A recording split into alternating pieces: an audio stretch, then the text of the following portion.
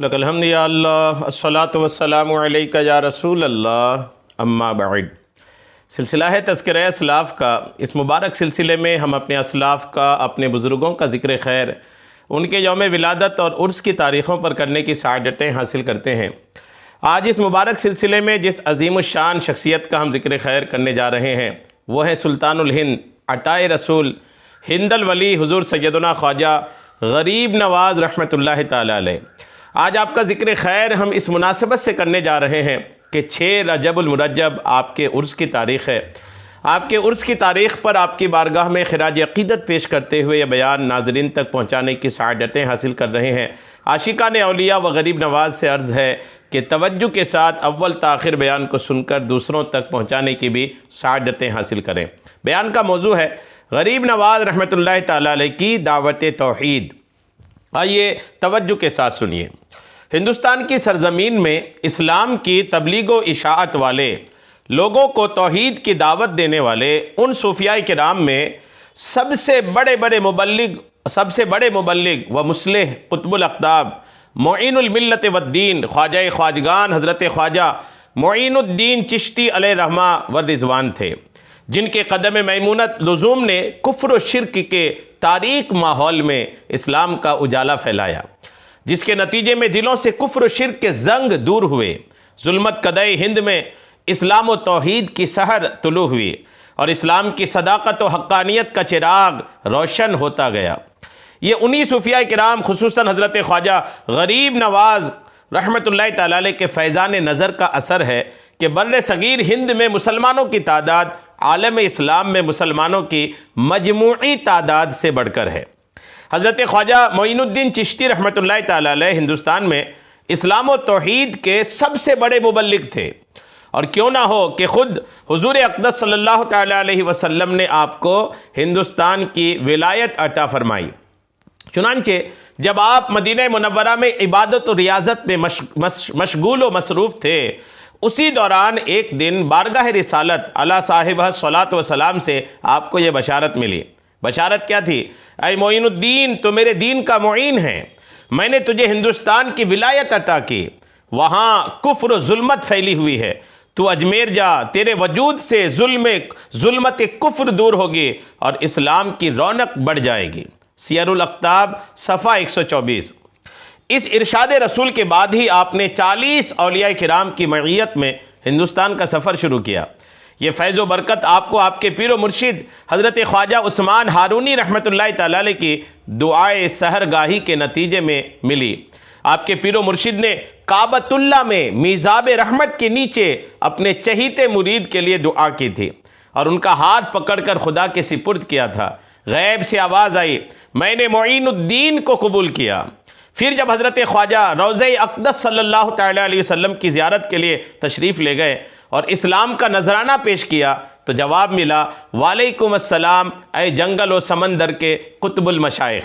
اسی طرح حج کے دوران حرم کعبہ میں جب حضرت خواجہ غریب نواز یاد الہی میں مشغول تھے تو آپ نے ایک غیبی آواز سنی، اے معین الدین، ہم تجھ سے خوش ہیں، ہم نے تجھے بخش دیا، جو کچھ چاہے مانگ تاکہ عطا کروں۔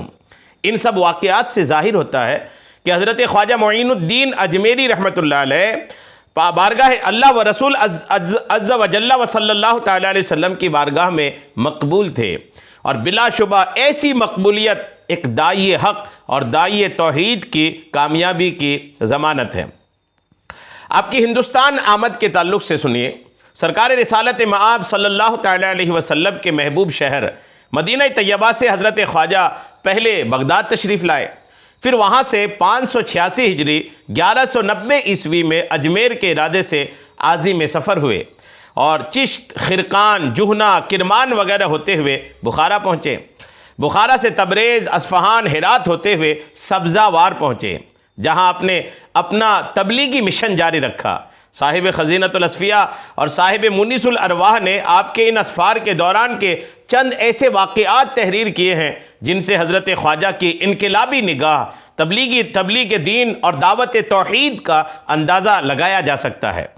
ان اسفار کے دوران کتنے گمراہوں نے آپ کے دست حق پرست پر گمراہی سے توبہ کی۔ اور کتنے دین سے منحرف دیندار بلکہ ظاہری و باطنی سلطنت کے تاجدار بن گئے۔ پھر وہاں سے بلخ سے سمرقند، وہاں سے غزنی پہنچے۔ وہاں کچھ دنوں شمس العارفین شیخ عبد الواحد رحمۃ اللہ علیہ سے روحانی صحبت رہی۔ پھر آپ اپنے قافلہ کے ساتھ لاہور پہنچے، جہاں مشہور بزرگ حضرت ابو الحسن علی بن عثمان ہجویری داتا گنج بخش رحمۃ اللہ علیہ کے مزار مقدس پر حاضری دی اور وہیں ایک حجرے میں چلہ کیا۔ لاہور سے آپ پنجاب کے علاقے سمانہ پہنچے۔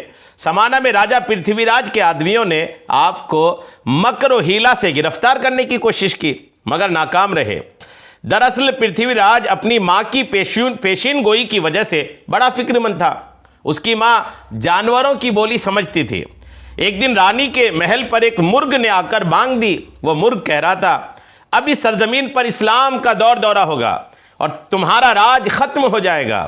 یہاں ایک مرد کامل آئے گا جس کی بدولت تیری سلطنت زوال پذیر ہو جائے گی۔ خواجہ غریب نواز صفحہ 27۔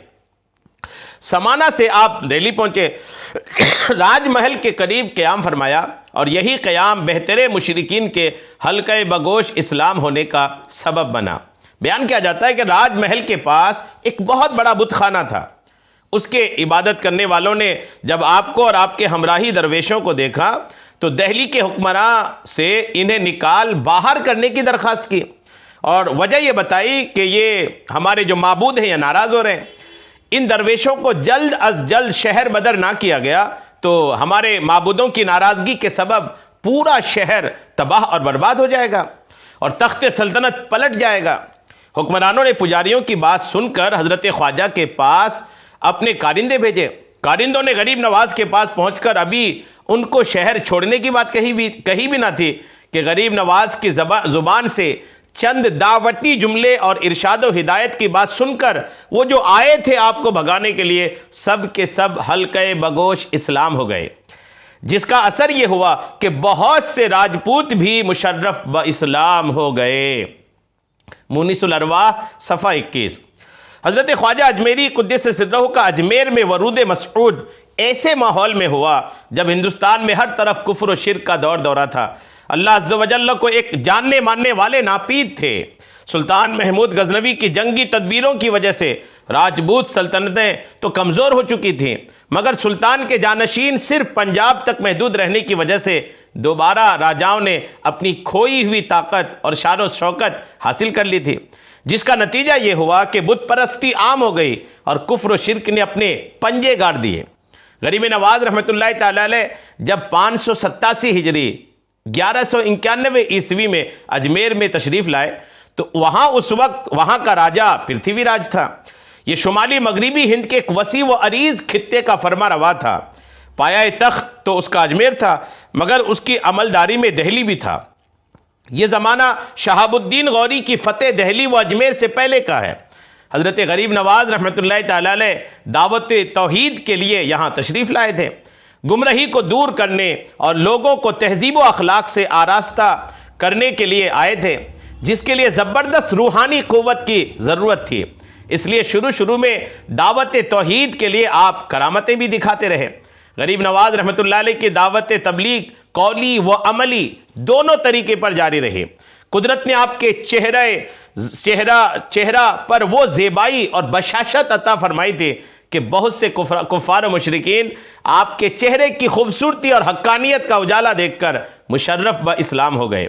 اجمیر میں بت خانوں کے مہنتوں کے سردار رام دیو مہنت کا قبول اسلام آپ کی پرخلوص قولی و فعلی دعوت توحید کا ایک نمونہ ہے۔ جب حضرت خواجہ غریب نواز رحمۃ اللہ علیہ نے خدا کی وحدانیت کا تصور پیش کیا، پرتھوی راج اور اس کے ہم نواؤں کو اپنے باطل اوہام و تصورات کی بنیادیں کمزور ہوتی محسوس ہونے لگیں اور ہزاروں سال پرانی ذہنیت کے بت ٹوٹتے محسوس ہونے لگے، کیونکہ پرتھوی راج نے آپ کی بعض ایسی کرامتیں دیکھ لی تھیں اور ان کے مشاہدین سے ان کے اثرات سن رکھے تھے جو باطل شکن تھے۔ اسے سب سے بڑا خطرہ اپنے اقتدار اور جاہ و حشمت کے زائل ہونے کا تھا، اس لیے اس نے وہی حربہ استعمال کیا جو فرعون مصر نے کیا تھا اور اس بات کی تشہیر کی کہ یہ بہت بڑا جادوگر ہے۔ سلطنت کی حفاظت کے لیے جوگی جے پال کی ساحرانہ مقابلے میں شکست فاش انا ساگر کا ایک کٹورے میں سما آنا اور جوگیوں مشرکوں کا اسلام کی بالادستی کو قبول کرتے ہوئے خود ہی سر بخم کر دینا خواجہ معظم کی دعوت توحید کا روشن پہلو ہے۔ واضح رہے کہ پانی کا اپنی ظاہری حقیقی مقدار اور طول و عرض و عمق میں ہوتے ہوئے پورے کٹورے کا اپنی ظاہری اصلی حالت پر ہوتے ہوئے اس میں انا ساگر کا پورے پانی کا سما جانا یہ عقلاً ممکن نہیں ہے، محال ہے۔ لیکن کرامتوں اور معجزوں سے پانی کے حجم اور مقدار کا اتنا کم ہونا کہ کٹورے میں سما جانا یا کٹورے کا اتنا بڑا ہو جانا کہ پورا پانی اس میں آ جائے، یہ ممکن ہی نہیں بلکہ واقع بھی ہے۔ اور غریب نواز رحمۃ اللہ تعالیٰ علیہ نے الحمدللہ یہ کر کے بھی دکھایا تھا۔ یہ شان غریب نواز رحمۃ اللہ علیہ کی دعوت توحید کی جب ہندوستان تشریف لائے تو ایک کثیر تعداد، لاکھوں لاکھ کی تعداد الحمدللہ آپ کے ہاتھ پر اسلام قبول کر کے اسلام میں داخل ہوئے۔ رجب کی 6 تاریخ آپ کے عرس کی تاریخ ہے۔ اللہ کریم آپ کے مزار پاک پر خوب رحمتیں برکتیں نازل فرمائے، خوب ایصال ثواب کیجئے، برکتیں حاصل کیجئے، آمین بجاہ النبی الامین صلی اللہ تعالی علیہ وسلم۔